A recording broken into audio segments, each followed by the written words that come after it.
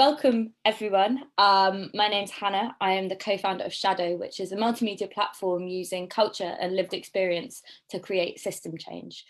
We print a biannual magazine, and our latest edition was on the theme of climate justice, within which we were reframing the climate crisis as a social and political issue. And as such, we've been lucky enough to team up with Mishkun Durea, a law firm based in London, for this very exciting event series. The topic of each event delves into a different topic and a different impact of the climate crisis. And so, as I'm sure all of you know, today we're looking at workers' rights. And I'm incredibly excited about the wonderful panel that I have. And I think I will leave it to everyone to introduce themselves. And so in the order of my Zoom screen, I will start with Emily. Unmute myself. Hi, everyone. As Hannah mentioned, I'm Emily. I am a commercial lawyer at Mishkun Durea, and I specialise in advising retail sector clients, generally about their agreements, but particularly in relation to environmental and social risks. So I would like to hand over to Ruth. Hello, hi, my name is Ruth Oja and I work at War on One, a UK charity, and in particular focusing on our relationships with Global South movements and the rights of workers in global supply chains. And I will then hand over to Aisha. Hi everyone, my name is Aisha Berenblatt. I have spent the past 15 years working within fashion brands on the policy side, and then most recently as the founder of Remake on the advocacy side, fighting for the rights and dignity of the women who make our clothes. At Remake, we really work on accountability campaigns and transparency efforts to make sure that garment workers are not forgotten. It's wonderful to be here, and I will turn it over to Aisha.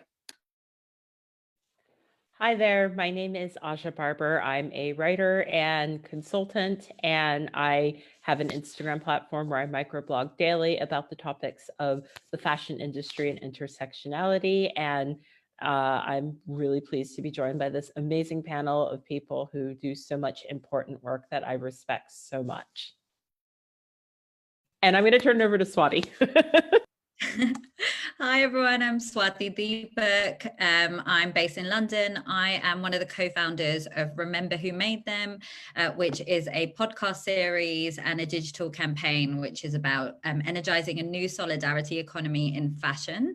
I'm just so excited to be on this call because Aisha, Ruth and Aja were part of our original journey into creating and envisioning Remember Who Made Them, and I'm just so lucky to have learned so much and to draw a lot of inspiration from their work as well as many others. And my sort of day job is actually working in philanthropy and resource justice. So I work on moving resources in a participatory way to communities around the world, working on gender and racial justice issues. Great, thank you so much, everybody.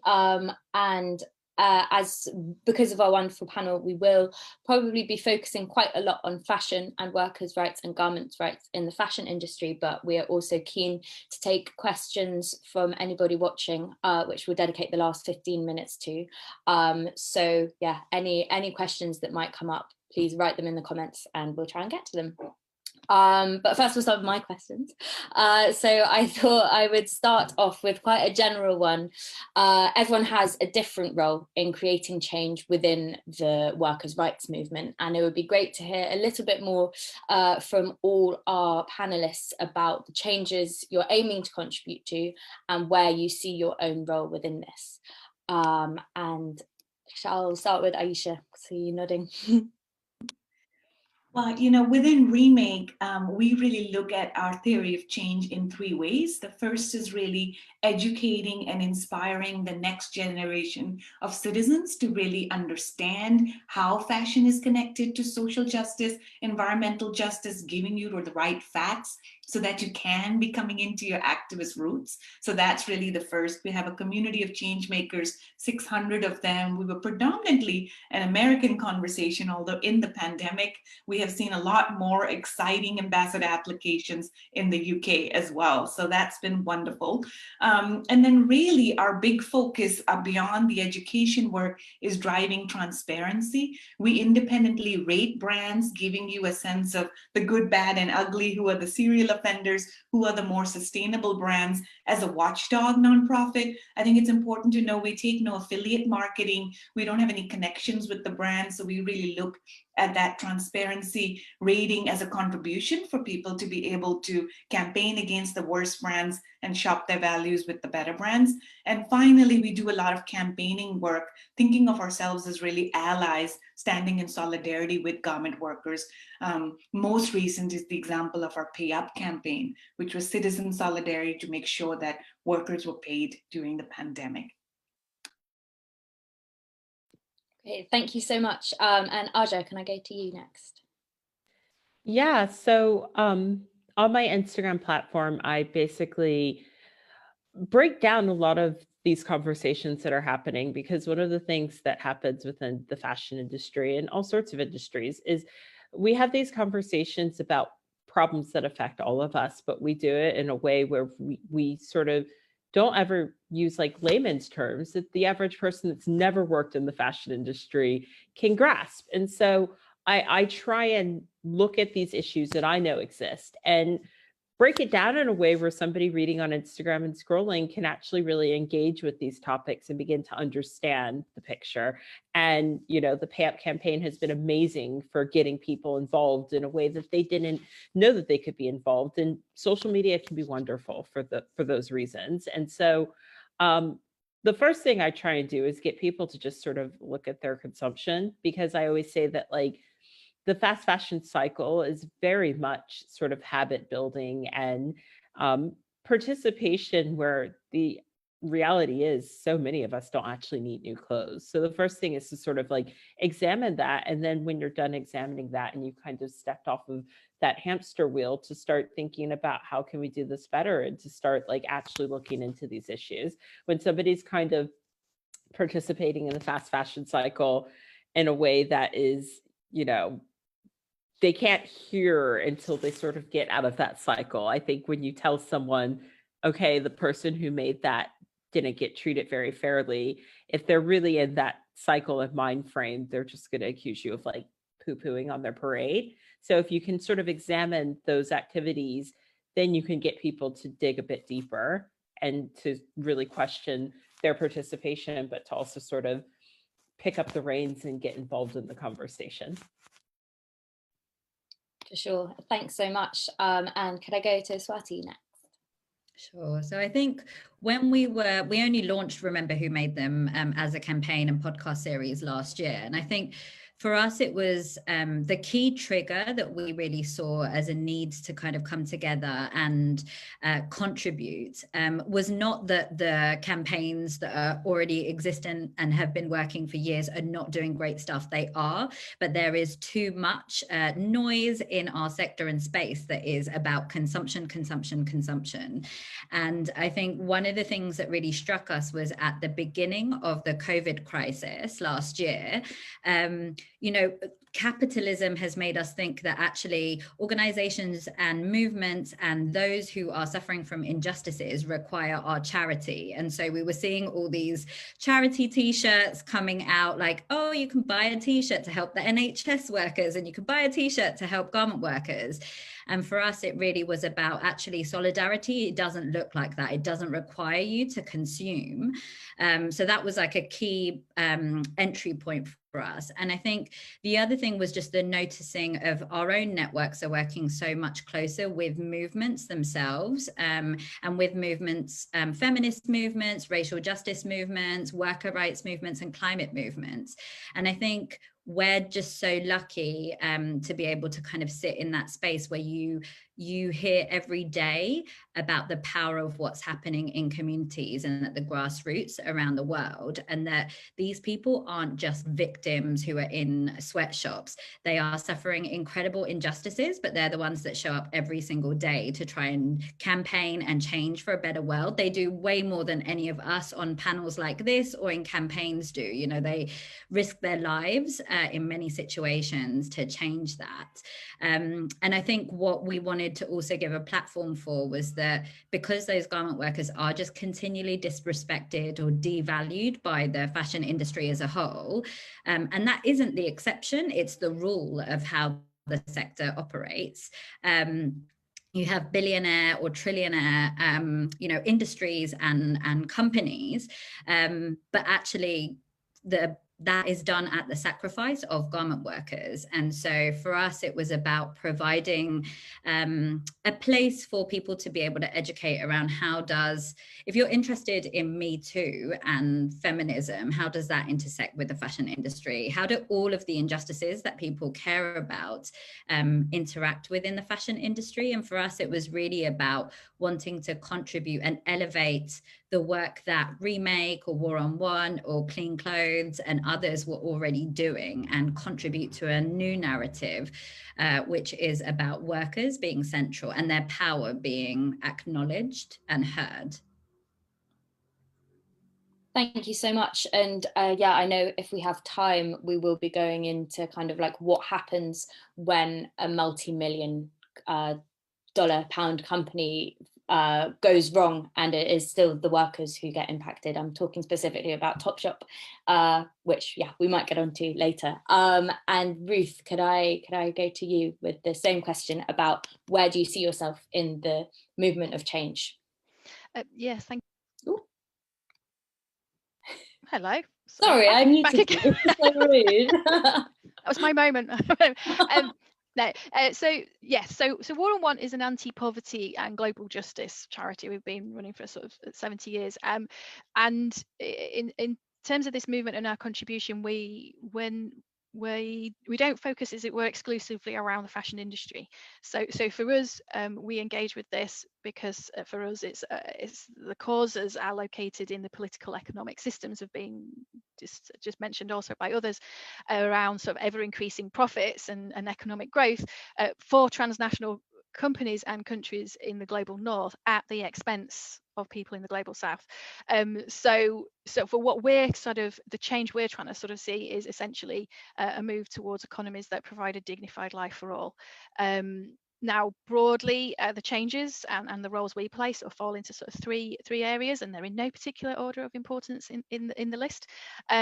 So the first, actually following up from what Swati was saying, is that we do seek to sort of grow the power and the development of labour movement in garment producing countries. So we basically provide some forms of financial support, not huge, but we will direct that so that we can see trade unions, women's and workers groups have what they need to sort of develop the core work, organising, awareness raising.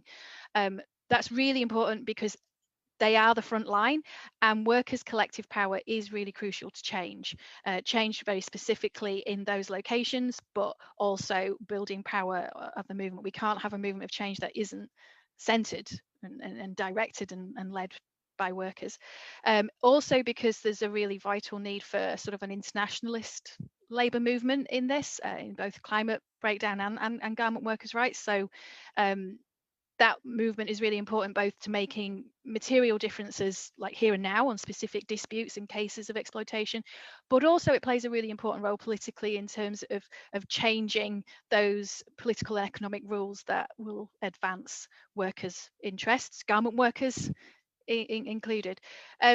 Sort of a second area is we try to sort of foster a more global view and intersectionality in UK social justice movements.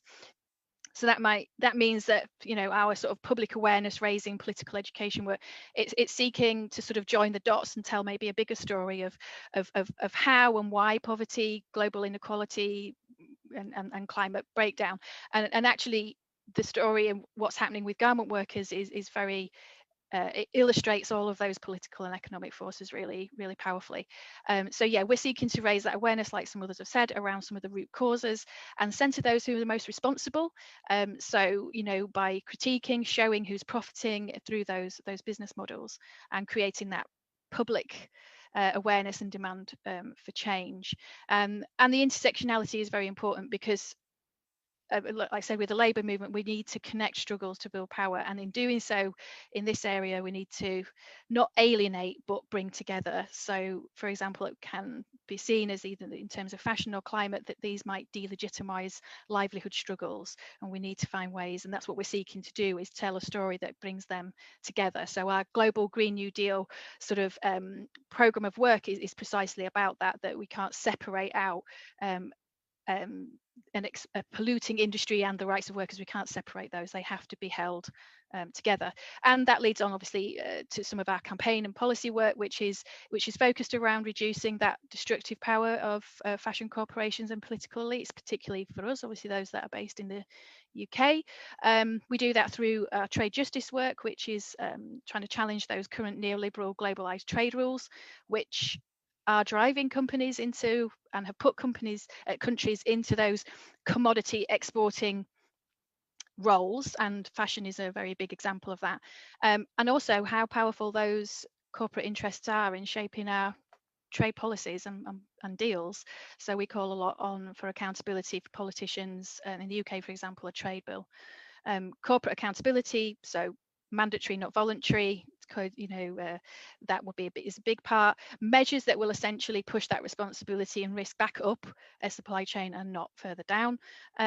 We will take up some specific cases that relate to some of our partners, and yes, we will also champion and campaign around things like climate reparations, debt cancellation. So yes, those are areas of change and things we do to try to bring those about. Thanks so much, Ruth. And Emily, can I come to you on this? I imagine you'll share a lot of similar views, but then also have a different perspective from kind of an actionable law point. So I have to say, it's also impressive. I feel like mine is going to be such a disappointment after all of that.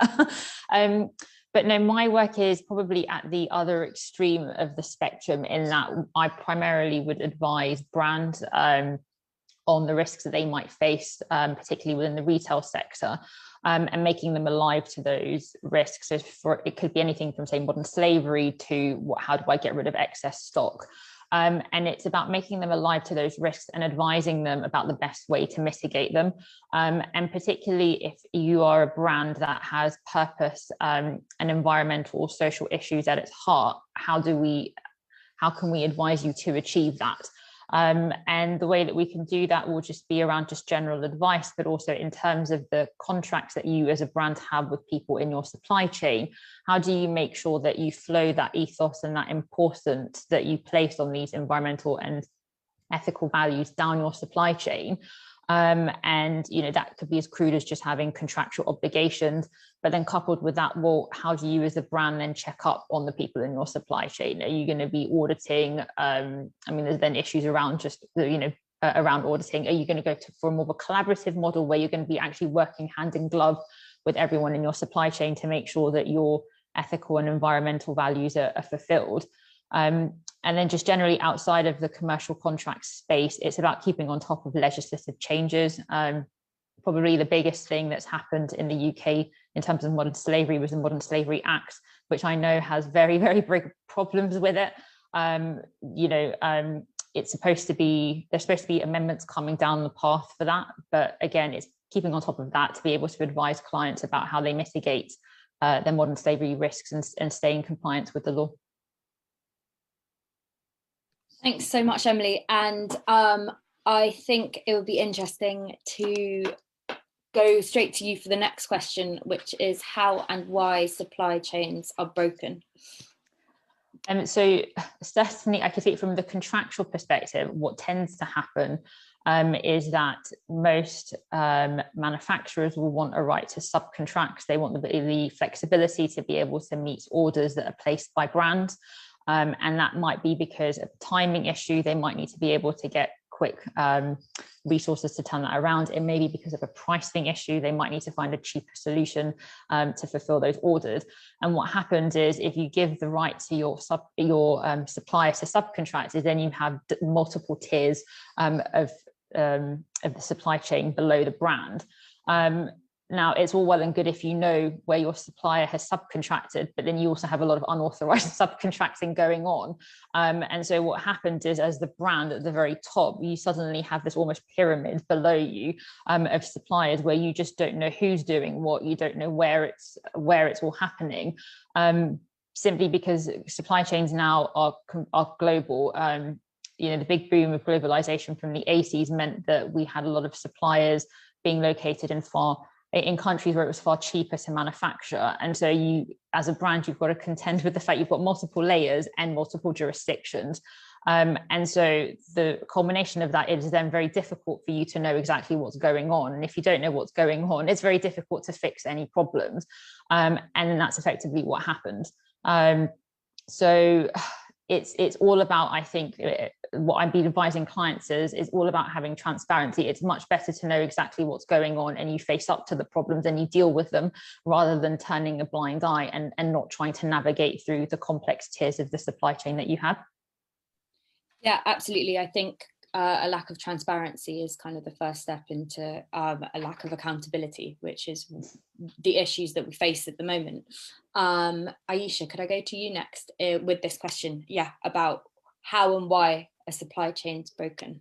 Yeah, and Hannah, I know that this is the title of the talk, so I don't mean any disrespect by this, but I don't think supply chains are actually broken. I think it's important for people to understand that they are built and working exactly as they are supposed to, which is that the fashion system is built on the exploitation of predominantly Black and brown women. It's an institutional form of racism. We can get into sort of the colonial past of that, but the extraction of natural resources off the bodies of women in order to enrich shareholders and brands is exactly how the supply chain is set up. And it is working exactly in that manner. I think as we look to the pandemic, this asymmetry of power that Emily was talking to, and the inequity that is baked within has really been cracked wide open.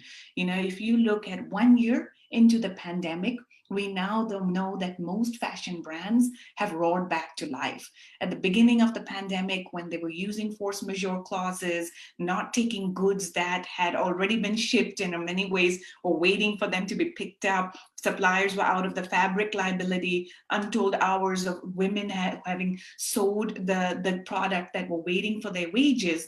What fashion brands told us was, well, sales are softening and retail stores are closed, and so therein lies the problem. It's not our fault because we are suffering too. But here we are a year later and we can just have a numbers driven conversation. And what we know is, a Primark, an H&M, a Nike, a Levi's, they have roared back to life. They have made pandemic profit. Some brands like an ASOS or a Lululemon have done better than they did during the pandemic. Meanwhile, we are over $3 billion in the hole when it comes to garment worker wages just for the first 3 months of the pandemic. So if an average CEO has made $8 million in salary, as shareholders have seen market cap go up for fashion's most profitable brands, what we are seeing is that the average wages, which are already, by the way, poverty wages for garment workers, have gone down. An average worker makes $187. They now make closer to $147. And somewhere like Ethiopia, you don't even have a minimum wage. Workers are reporting mass hunger, malnutrition, wage theft, severance, up against police brutality as they're fighting for their rights. And so coming out of this pandemic, if we think about, well, how do we get supply chains to work for people and the planet? It's to say, well, we really do have to look at this from a regulatory lens, and that we have simply not made any progress because for too long, whether it comes to the European human rights due diligence, whether it comes to private sector auditing and codes of conduct, we've essentially left it all to voluntary initiatives. We've let the private sector say, go unchecked, go forth, make outsized profit. We will absorb the negative externalities of this outsized growth in terms of impact on water, on cotton, on human lives. And if we are to get serious about this, about how do we build back better, it comes back to binding agreements. It really is about not just contractual obligations, but regulatory reform, and in a way that really holds multinationals accountable. Because here we are 30 years later having the exact same conversation around why is it broken? It's like, it's not broken. The system is working exactly the way it's supposed to. Thanks so much. I'll go to Aja next. Yeah, and I want to tag on with what Aisha was saying, to say that I think when it comes to brand responsibility, I don't feel like many brands take any responsibility because they continue to participate in the race to the bottom. And when we talk about the race to the bottom, what that means is trying to get the absolute lowest price for your garment, and also filling such a massive order and asking for a bigger discount because your order is really big. So therefore, we should be paying, less than $1 for every t-shirt, when in actuality, the cotton and the fabric should cost, that amount. And so I do think that there is a lot of brands trying not to see the pink elephant in the room and that the problem is on them. At the end of the day, if you are going to a factory with an order that is massive, we all know human hands only work so fast. We do. Like, whether or not brands want to, continue to have this cycle where every day they have something new in store, they have to acknowledge that that comes at a human cost. They have to. And I feel like there's a lot of deliberate, see no evil going on with brands, but it's really time for them to recognize that the race to the bottom needs to end if we're going to have any sort of future where they can actually look themselves in the mirror and say that they value humanity. Absolutely. And Swati, I'll go to you next. Yeah, I'm just going to riff off everything that that Aisha and Aja have said, which I totally agree with. Like, we are not in to think that we're in a broken system or that something's suddenly gone wrong is to be naive to how the system has been created in the first place. And I think, just in addition to Aja lifting up the race to the bottom practices, I think we can also see, and what Pay Up really demonstrated by bringing together last year was also that, the problems that happened is that it's totally legal for massive brands to contract huge orders and to actually receive them, and then for them to decline payment on them. And that is what happened last year. Like, at the start of the crisis, things were either produced, completed, or in mid-production, and brands had full control over being able to say, no, you know what, we're in a pandemic, I'm not going to pay that. And meanwhile, the risk is actually taken by the workers on the ground, who were already living, as Aisha was saying, with the payments. They're already people who live on the breadline. Not being paid for 2 weeks puts them into abject poverty. These are people who live on, and we spoke to so many people with Remember Who Made Them, so many workers who are just like, we work all the time, our payments are so little that we are living in debt. Like, we have to take debt in order to make ends meet. This is not, the payments that are there, they're not living wages. They don't allow people to even be able to function a life of dignity or respect. And so it was totally okay for brands to turn around and use that clause. And, the Pay Up campaign, and now the Pay Your Workers, which is the evolution of that movement and space, is really about saying, well, now, to Aisha's point, you're making those profits again. Like, what happened to you caring about your workers? And, I think we also need to think about, brands spend a lot of money on their marketing. They try and convince us every day that they believe in social justice, they care about the environment, they're here for workers and they're here for liberation, and they want to co-opt activist language, and they are directly responsible for the misery of millions of people around the world. And they do a lot, as much as they lobby for these regulatory pass-throughs that allow them to keep unfettered, they also use the same to silence voices of dissent against it. And it's not something that's just something that you see in the fashion industry. It happens everywhere, but it's so important when brands are actively trying to sell you a lifestyle and a way of being which is in direct disagreement with the way that their business practices operate. Yeah, Aja, would you like to? I just want to make one point with the Pay Up campaign. So many of these brands are owned by billionaires. It's disgusting that they're not paying their workers. It's disgusting that they're not paying for these orders. So many of these brands could pay for these orders and not even break a sweat, not even notice that that money is gone from their bank accounts. And the fact that they don't, it absolutely disgusts me. It's horrific. Like, as someone who has gone from having very low wages most of my life to actually being paid for my writing, the more I become in demand and the more I'm able to charge a fee which is comfortable for my writing, the more horrified I am by how wealthy these people are and what they're doing to other humans.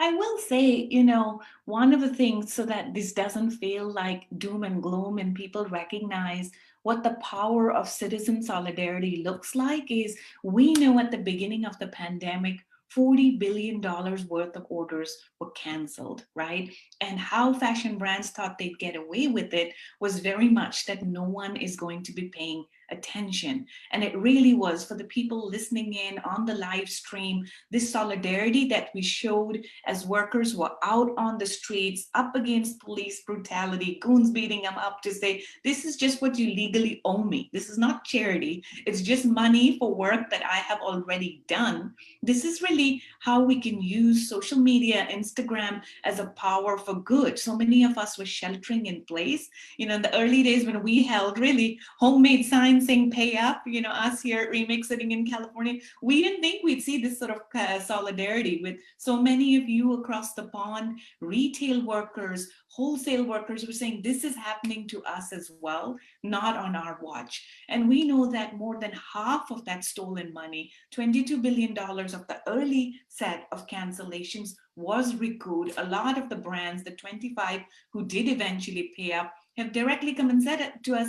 It's because every time we tried to do a flash sale or post something when we're trying to move inventory because we're sitting on a lot of it, we couldn't, because citizen voices would just take over and troll the brands to say, pay up, pay up, pay up. Unless you pay up, we are not going to buy from you. But I think it's for people to understand that now is not the time for us to forget, to feel that pay up happened, let's go back to our normal lives. Because in many ways, the humanitarian crisis when it comes to garment workers is worsening.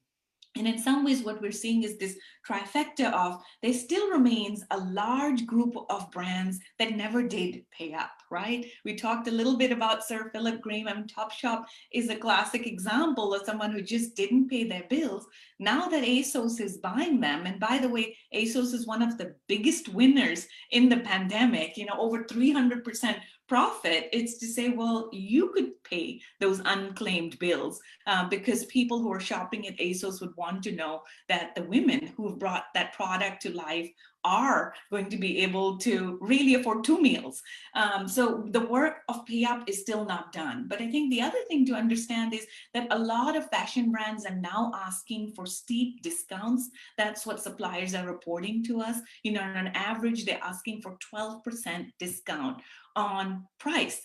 For a garment to come to life and for them to make a razor thin profit margin, you have to have at least 10% profitability. So if you're saying, I want that for 12% less than you've historically given me, you're essentially asking suppliers to make the product for free. And you say, well, why would anyone do that? It's like, well, it's a bloodbath out there. People are worried. We're back to sheltering in place. We're buying sweatpants, but maybe not very much else. And so, just to keep the business relationship going, we're hearing from suppliers that they're continuing to just churn out this cheap product in the hope that they will eventually be paid.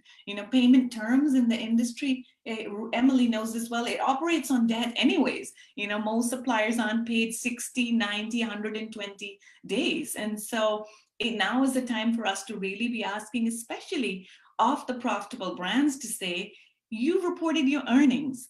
You can do more and you must do more. Where's the money? Where's the money from a humanitarian crisis direct relief standpoint? Where's the money from a wages and severance standpoint? You can afford it. And if for us as citizens to say, if we are to not forget and want the industry to do different post-pandemic, then we must really, to Aj's point, it's about wages, stupid. For too long, the sustainability language has gone into all these shiny, beautiful things. At the end of the day, workers don't want our charity. They don't want these pretty little well-being programs. You talk to a worker, they'll tell you, give me living wages. The industry can afford it.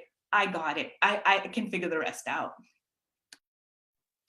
Yeah, absolutely. And I'd love to go to Ruth next, because the kind of slogan of War on Want is that poverty is political. So I'd love to go to you on kind of, how my supply chains are broken, but also what necessarily you mean by poverty is political. Yeah, and totally agree. And so I don't need to, I will say less eloquently what has already been said, but the supply chain is not broken from the from the point of view of many, certainly Philip Green, it's not broken for him, but it has been broken for workers for many years. I just want to add one thing before coming on to the poverty is political, and it comes into that, is also what you were saying, Aisha, about the fact that I think COVID also, the anger it generated with workers is very important, and it's important how that's sustained and made international, because there comes a point when you can push a person just that bit too far, and I think that's what happened. Also, I think supply chains are helpful for us to actually think about, and I said earlier about connecting struggles and building power. Like, see your story as part of this bigger picture of your exploitation is about this person's exploitation. Your interests are the same. I mean, this I think we're starting to see. So, you know, the Amazon has been a good example. We saw sort of, you know, the Amazon and Bangladeshi garment workers out there with the banners. You know, this also shows us that the supply chains can be powerful as well for workers' interests. But you know, there's a work to be done around and how to mobilize around that. So War on Want has sort of said poverty is political, and that really means that for us, those human rights violations, the impoverishment, because it's impoverishment of, you know, poor can just be neutral, but it's the active impoverishment of garment workers and climate breakdown. They're both consequences of today's sort of dominant neoliberal capitalist systems. That's what's given fashion companies, as well as mining, as well as electronics, agribusiness, that is what's given them their global power. And yes, there has been gains through, I guess, approaches that are effectively shaming, but we need to go further. I mean, these supply chains for workers can only be unbroken when there is that mandatory regulatory, like, you just can't do it like this anymore. That whole pattern emerged through, you know, as people probably sort of know, that pattern that sort of emerging from the 70s. It's a push for liberalized trade, investment regimes, WTO, IMF, open up your economies. Also, those many countries just emerging from periods of colonialism. That's what has enabled fashion companies to outsource at such a massive and major scale. Those, you know, the tip of the iceberg that Emily was describing, that's coming through from that. And it is what Ajay said, you know, that is how we've got a race to the bottom model that we see today. So yes, in terms of the power then that fashion companies have gained, that is orientated towards a certain economic growth model. It is about maximizing profits through increasing consumption from low cost production off the backs of workers in the predominantly in the global south.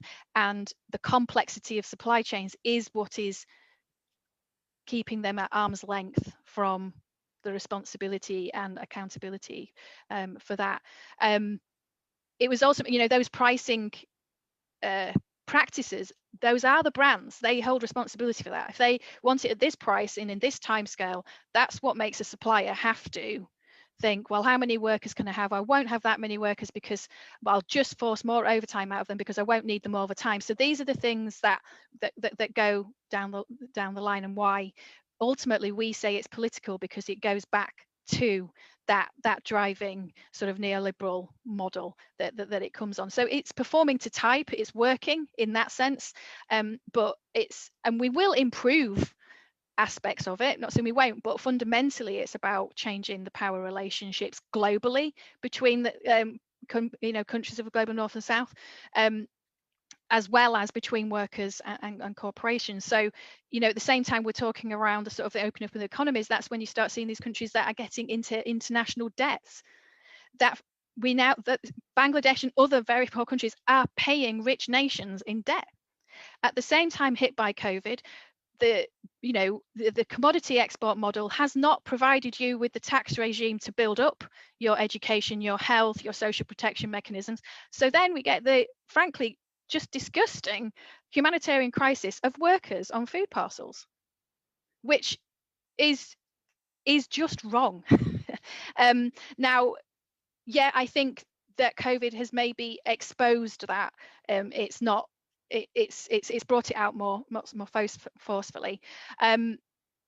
It's also, I think, fashion is important in that it's something that connects to people every day. So when we talk about policies political, this is also the story of climate breakdown and who is most impacted by it. It's the same drivers, and we also have to therefore sort of similarly kind of be wary or critique solutions that are maybe too straightforward or too simple, but ultimately don't change that power dynamic and that power imbalance. So yeah, I'll leave it there.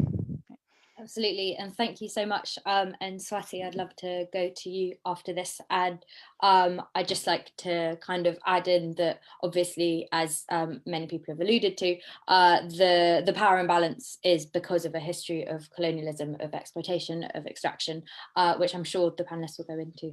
But yeah, Swati, I'll go to you next. Yeah, absolutely. I think, I'll respond a little bit to both of those things because I think it's all related. And, Aisha and Aja, like my sort of like girl crushes on these topics. I'm also going to stop early so that I can hear from them.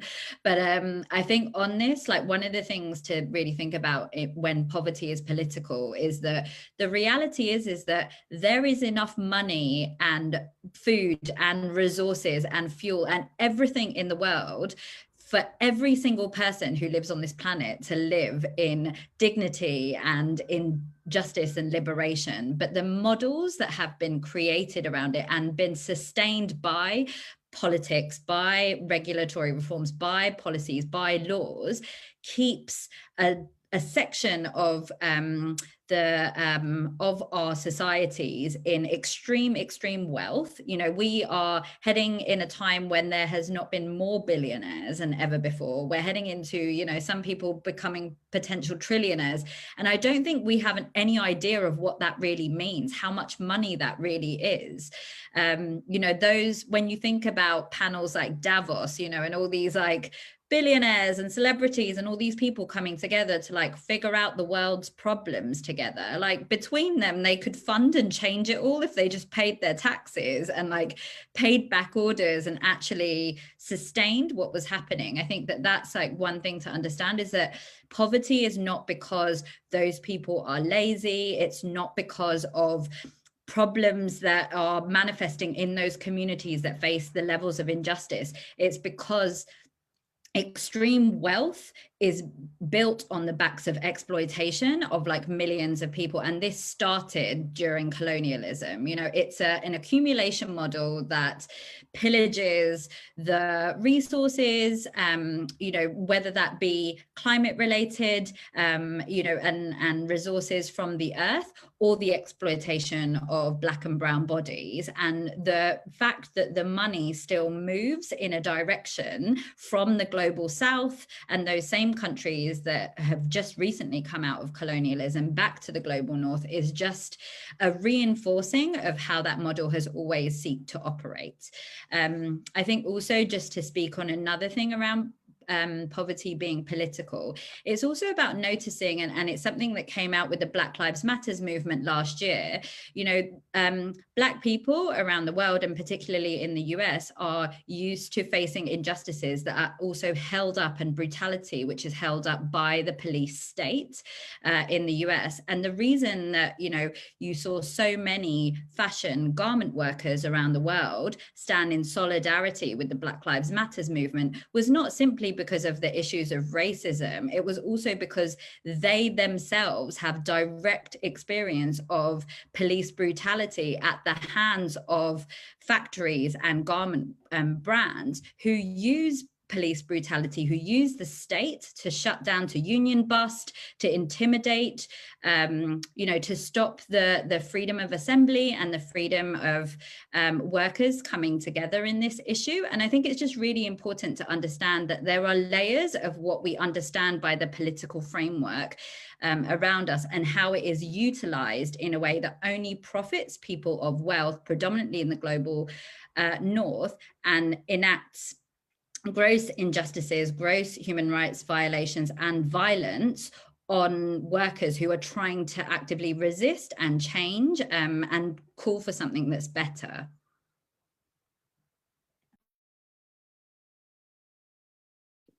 Sorry, thank you. Thanks so much. And Aisha, yeah, I'd love to bring you in on this. Yeah, you know, SourceMap did a really interesting look at looking at where fashion supply chains and apparel supply chains currently sit.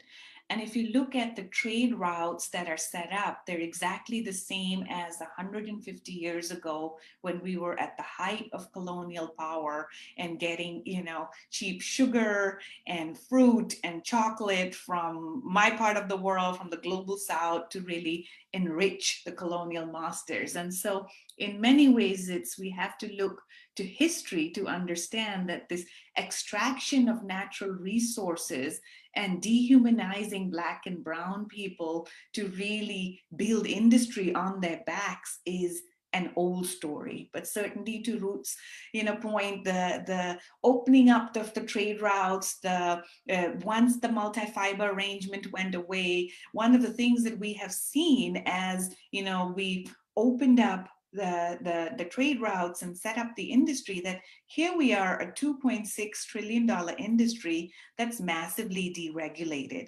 And it allows the industry to flee and go wherever they can exploit more and more Black and brown people. Every time there are any inroads when it comes to an increase in wages or building safety nets, a country starts to have a union movement, the first thing that the fashion industry does is flee. You know, we saw this when in the US, originally we went across the border to the Latinx countries. The minute China opened, we were there. You know, once Cambodia became cheaper, that's where all of the fast fashion brands went. You know, pre-pandemic, Ethiopia was being hailed as the next sustainable frontier for fashion brands to be there.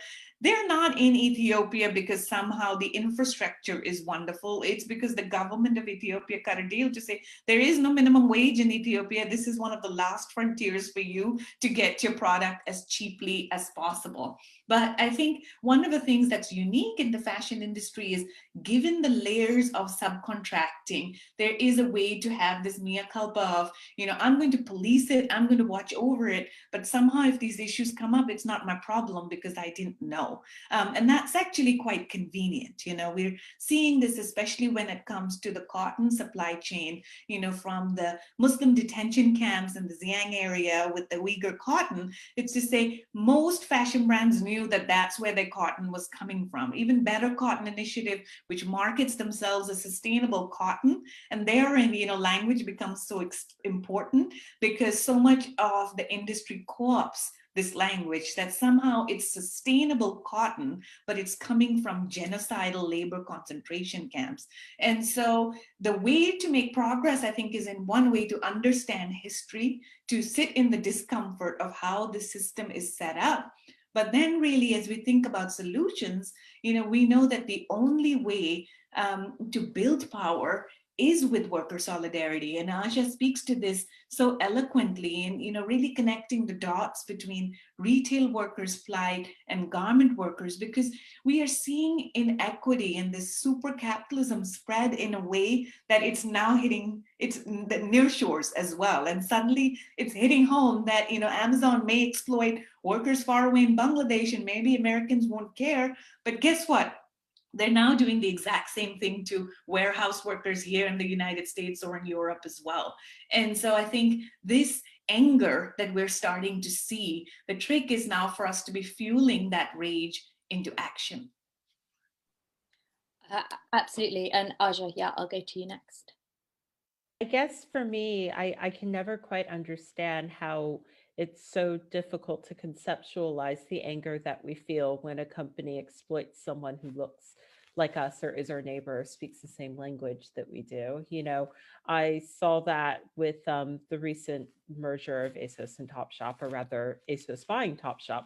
There's a lot of anger because a lot of the Topshop stores are not going to stay open. And a lot of people are super annoyed by this, and understandable.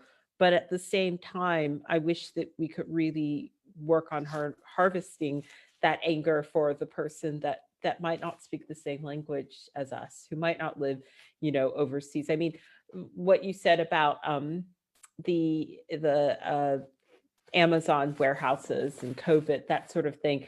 This entire time I've heard about people buying stuff. I'm just thinking, I can't believe people are in factories during a time when most of the world is locked down. If we think that we're staying safe, we're getting off the streets because that's what we're supposed to do, shouldn't everyone be doing this? How is this even, so it really goes so much deeper than, the topics that we're talking about are obviously very important, but to me, we've got to have a lack of empathy for people that live outside of the countries we live in. We have to realize that if we want to, stay safe at home, as we should, everyone should want to do that. Everyone should be able to do that. If we don't like that this corporation has, sold X amount of shares and they're shutting down these amounts of stores and the girl next door has lost her job, then we should care about that when it happens to a garment worker too. And I don't know how to really address that, but it seems like it's something in our society that we really we got to talk about it. Yes, absolutely. And Aisha, thank you so much for kind of touching on the Uyghur Muslim genocide. I don't think we have enough time to go into it, but we'll be redirecting you to some links and resources where our audience can, if they don't know, find out a little bit more about that. Because yes, I'm aware that very sadly we're running out of time and there are a few questions from our audience members. The first is actually directed specifically to you, Swati. Something you said earlier was that there's a lot of noise in the industry right now from many people wanting to see change. So do you feel the need for more global and international governmental regulation since the fashion industry is highly globalized? And if so, how do you envisage that happening? So quite a long one. Yeah, I absolutely do. I think that, things just need to, and I think Aisha brought this up, we need regulatory change and we need to help regulate a very unregulated space. She said it herself earlier, 2.6 trillion is made in this industry, largely going completely unchecked. So we absolutely do need to have some regulatory changes that come into place that help balance the scales of power. And I think the most important thing to do, just as we create noise and create action around change and envisaging change in the industry, we have to do so in solidarity, and we have to listen to garment workers because they're also telling us exactly what the demands are, exactly what they need on the ground. And to also, again, it goes back to that whole, we should not see ourselves, no matter where we are within this movement space, as being saviors. They can speak more articulately than any of us on what needs to change change and how. And I think in the same way as it would be great to have more workers represented in spaces like this, we should also make sure that they're the ones that have the seat at the table for the negotiations as well. And that those of us that have networks or access to different resources, networks and power, we're also supporting and lifting up those very same people, those same narratives and those same voices.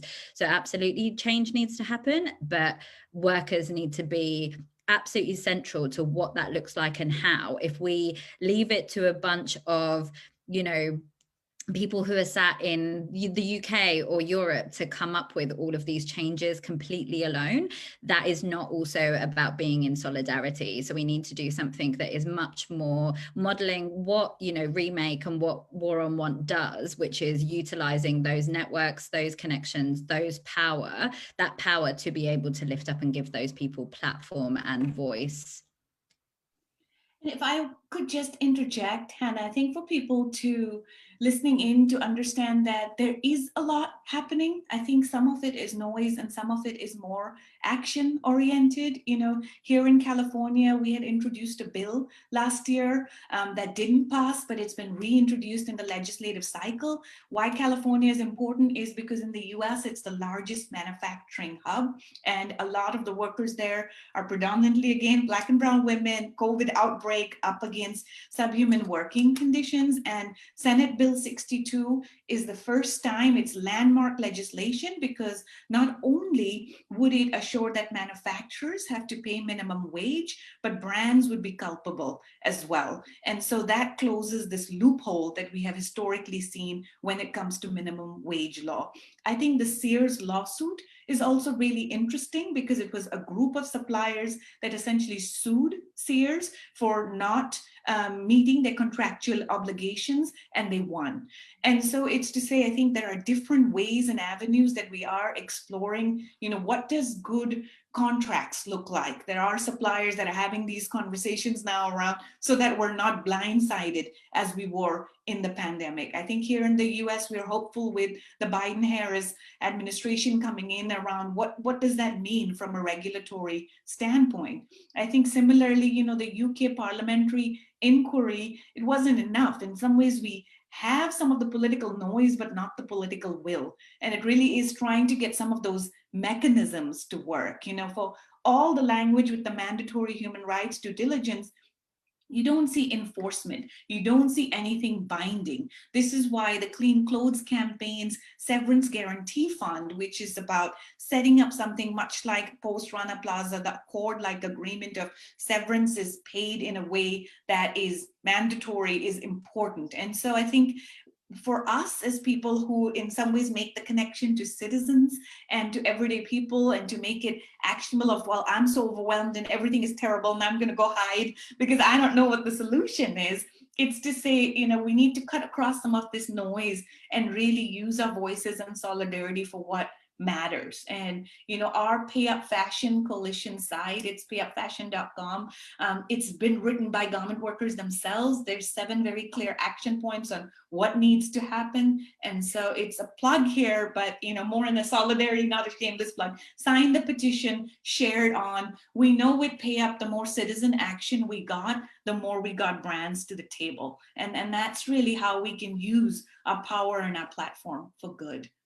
And can I also just say, I really think that when it comes to changing the game here, I believe that power does actually move up the line. So like, as I was saying with like, you know, us looking at retail workers, et cetera, I want to start at this level, because I think that if we can get collective bargaining for people who are making our clothing, that is going to travel upwards. I'm not a big fan of trickle-down politics, but I am a big fan of starting with the most marginalized person and saying, how can we make things better? Because when things change for this group of people, it's going to change for others within the supply chain. And that's ultimately why I've put my focus here. Yeah, and I would also say, I mean, that there are some of those mechanisms. For example, you know, the UN binding treaty, the UN guiding principles that were guiding principles because getting the point of this system is not to have regulation. That's what we have to address. It's not that people haven't thought about. It's that it's resisted. But yeah, now, for example, as well as being a consumer, being a citizen, looking at who and be those politicians, so we have actions there around tell your MP we want a UN binding treaty. They're also needing to look at, some countries, we've got national legislation, but this is a global issue, but we need it at all those levels. So we need to be able to deal with the global, the international. At a UK level, there are, looking at failure to prevent type legislative approaches, because it's already been established in those guiding principles that corporates have responsibilities. It's about now making those accountable, but actually making it cost, that there will be sanction. That completely changes. And we saw from War on Want, when we sort of looking at food in supermarkets, and when you started to get a grocery regulator, the risk therefore goes up, and therefore certain behaviors do change. So it's not the full picture, but certainly those things to come into play. So yeah, there are some of those things already concretely there, and other things to be worked out. I think there is a concern as well, like I said, that sometimes we think along the model we've got, which is a power model of power here and powerless there. So being aware, like, it might be easy for a parliamentary inquiry to look at, well, it's about more controls on suppliers. No, it has to, that is a real risk, because it won't actually fundamentally address those power issues. So to also just think about who is it that's ultimately going to be challenged by this helps us know if it's going to address the core of the problem. And it's the same with climate breakdown. We're looking at measures to address that are designed to potentially just let us continue our nice, comfortable, over-consuming, energy-consuming lifestyles at the expense of others. So it's the similar debates around having to just challenge this power imbalance and shift. Yeah, absolutely. And we've got quite a few questions through about sort of divesting from fast fashion and privilege. And I would like to redirect people to Aja's Instagram page, where she has very kindly and extensively talked about this. And yes, I would recommend everyone have a look. And so I just wanted to end with the last question. What is the main thing that all the panelists believe is missing from the conversation around global workers' rights? And if you could add one thing to mainstream discourse, what would that be? And I'll start with Emily, sorry, because I haven't heard from you. I think it's just what everyone's mentioned already. I think we need clearer, more robust legislation and regulation, because without that, unfortunately, you sort of rely on consumer power or citizen power, reputation, businesses, kind of ethics to try and to make a positive change. I think, unfortunately, we do need a stronger regulatory framework, and some countries are trying to make steps in that direction. So, for example, France, there's a duty of vigilance law. It also has its issues, but it's probably it goes a bit further than our Modern Slavery Act. So hopefully there is a movement towards that in the future. Great. And Aisha? I'd say what has been said already, it's just been so heartening to have a conversation that is worker-centric, that's talking about wages, that's talking about the systems, how we need to get to regulation and legislation. But one of the things that I would certainly urge us, even for conversations like this, is to assure that there's actual garment worker representation. For too long, sustainability conversations, all of us are allies, but one of the things that we really push within Remake is to pass the mic back to the very people who are on the front lines. And that certainly means we have to be thinking through the complexity of language barrier and translations and captions, but it would behoove us to assure that as we push politicians to be thinking about worker rights, that we are bringing workers to the table to really be leading this conversation. Absolutely, and Swati, I'm sure I'm sure you agree with that. But is there anything you'd like to add? Totally. Here. I feel like we definitely need more regulation. I think one of the things that we didn't touch upon, which is just like an addition to all of the other things that we do need to change, I think is also the recognition that there's already gross injustices for the women that are, and the workers that are actually already employed as part of and are recognized as employed as part of the system. But it's also recognizing that there are millions of informal workers or home-based workers that actually are part of the fashion supply chain. I think the International Labour Organization said that there's 744 million women across 119 countries who are in informal work. Many of those are part of the fashion supply chain, and they are even further away from this discussion because they're not formally employed, and yet they're making a lot of our products within their homes or in informal spaces. And I think we also just need to make sure that when we think about workers, they are part of that discourse and discussion as well. Thanks so much. And Aisha had another call, so Phoebe didn't get to publicly say goodbye to her. But Ruth, is there anything you'd like to add to any of the points that have been made? Well, similarly, yeah, the centering of workers' voices, and I think just bringing out again, keeping this linked to around broader justice transitions, like this is to simultaneously address lots of injustices, and for workers to be part of that. So one, we need to make sure we're not alienating working class in terms of how we're pursuing issues around sustainability, but the other is looking at, well, what is it that is needed for a dignified life? That is those public services. It is energy, it's food, it's water, it's wages, it's debts being paid, it's climate debt reparations, it's the tax, it's the trade rules. And I think it's making all of those connected all the time to the issues that are pertinent for global workers' rights, and so seeing it around a broader picture, so it's a systemic change, whilst we're also addressing very specific chunks of that in terms of regulation, mandatory stuff that's there, but looking at how we can mobilize and actually push for economies that are run on a very different framing of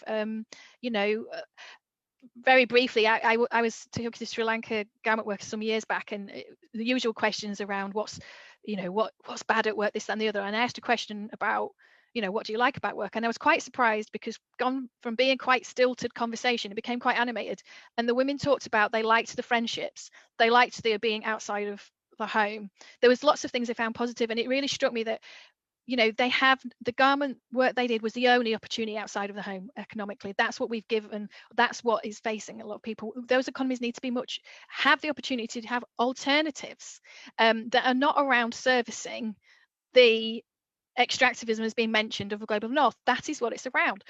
So economies that do value a care economy, that do provide alternatives, and that are not just in a sense about providing for the wealth of others. And that is that transition, that justice transition, and it's broader. It's not just swapping this cotton for organic cotton. It is much bigger than that.